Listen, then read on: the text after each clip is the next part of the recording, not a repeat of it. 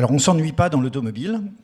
On s'était engagé en 2018 à multiplier par 5 les ventes de véhicules électriques d'ici à 2022. On y est, on va le tenir. On aura plus d'1 million de véhicules, soit 100% électriques, soit hybrides rechargeables en circulation d'ici la fin de l'année. On va même dépasser cet objectif.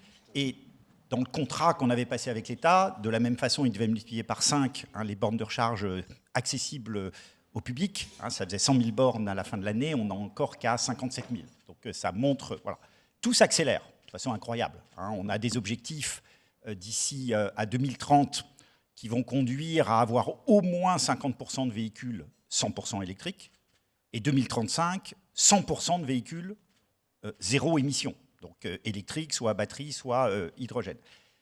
C'est une transformation absolument incroyable pour l'industrie. Très clairement, les industriels y vont, et ils y vont à fond. C'est des centaines de milliards d'euros d'investissement.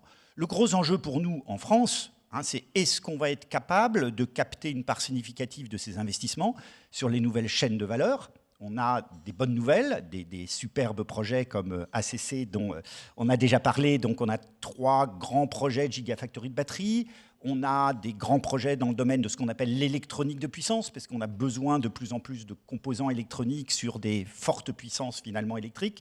On a aussi beaucoup de projets dans le domaine de l'hydrogène, avec des piles à combustible, les réservoirs. Voilà. Donc, et par rapport à ce qui était dit tout à l'heure, la clé, c'est effectivement l'innovation, parce que très honnêtement, sur les chaînes de valeur de l'électrique, on n'est pas très en avance. Donc on a besoin absolument par la technologie, par l'innovation, de rattraper par des nouvelles générations le train.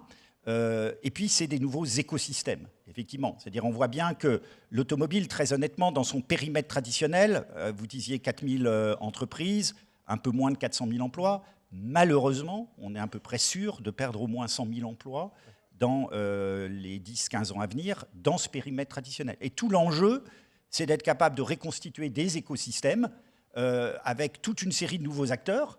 Il y a le domaine de la chimie, par exemple, en amont des gigafactories de batterie, le domaine des télécoms, le domaine des infrastructures, etc., etc. Donc là, on a effectivement besoin d'apprendre à travailler de façon assez différente. Mais je rajouterais, au-delà de cette transition énergétique, j'irais traditionnelle vers voilà, de plus en plus électrique. On pourra en reparler du choix de l'électrique. Est-ce que c'est la seule solution? Il y a aussi, enfin pour nous, m'interroge toujours un petit peu la solution unique qu'on impose. D'ailleurs, on nous a expliqué combien c'était une grosse bêtise d'avoir été dans le tout diesel. Bon, on a un peu l'impression qu'on repart un peu dans le tout électrique, même si on n'a absolument aucun état d'âme sur le fait que l'électrique soit une très bonne solution pour beaucoup d'usages. L'autre élément, si on veut vraiment tenir nos objectifs, c'est pas seulement, disons, de passer d'un véhicule thermique à un véhicule électrique, c'est également les usages et c'est également, effectivement, toute la transformation digitale qui va permettre, effectivement, on voit bien, on est en train de passer d'un monde où on était beaucoup dans le hardware vers du software, des produits vers des services. Une des grandes difficultés, en fait, qu'on a eues en Europe, puisque les transports routiers, c'est un des mauvais élèves en termes d'évolution des émissions de CO2.